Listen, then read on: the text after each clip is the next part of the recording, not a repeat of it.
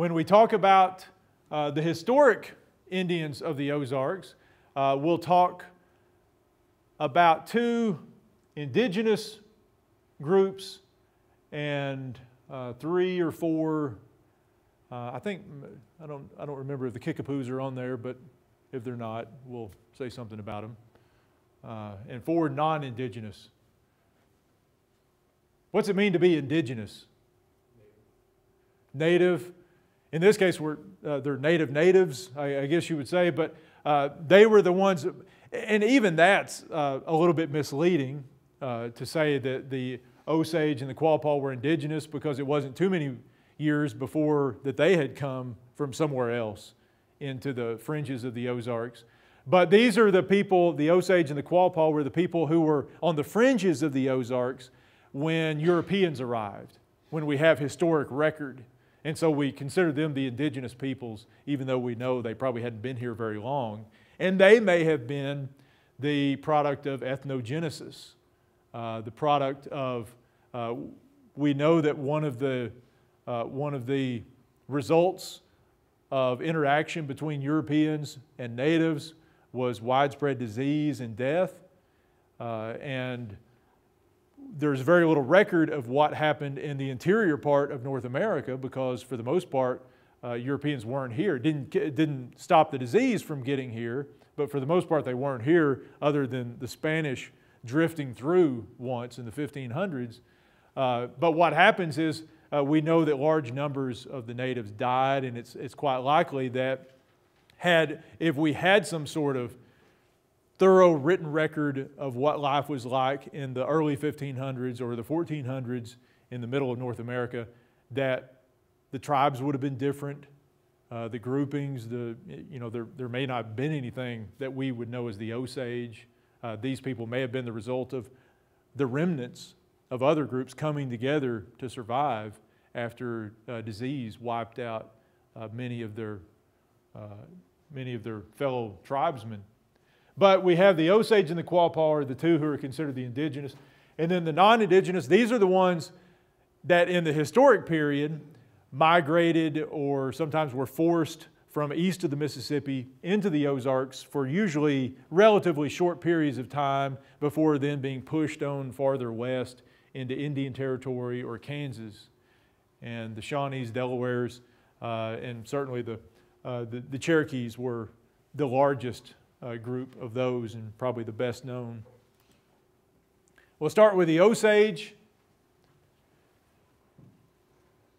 Now, as I mentioned, the Osage really didn't live in the interior of the Ozarks. In the historic period that we're talking about, none of these American Indian groups lived in the interior of the Ozarks. There wasn't a village at Gainesville or Salem or somewhere like that. The Osage had their villages for the most part on the Osage River and the Missouri River, extending all the way into Kansas and in some cases even into Oklahoma.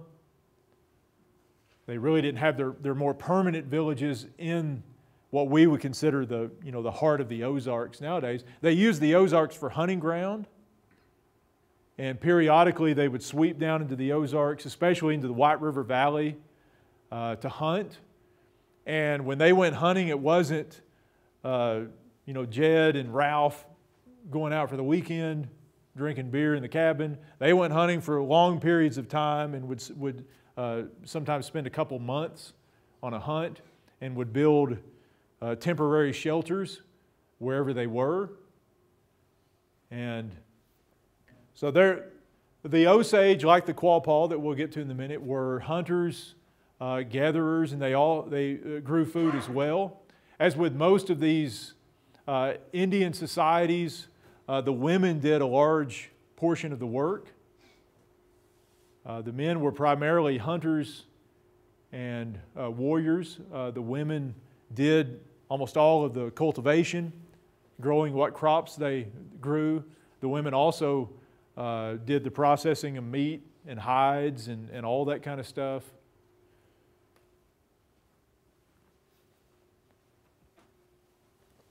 The Osage were certainly one of the most powerful nations in in the middle of what would become the United States, and they were the most powerful nation in the vicinity of the Ozarks, and controlled most of the Ozarks as their hunting ground in that early historic period, which is pretty remarkable considering there weren't very many of them.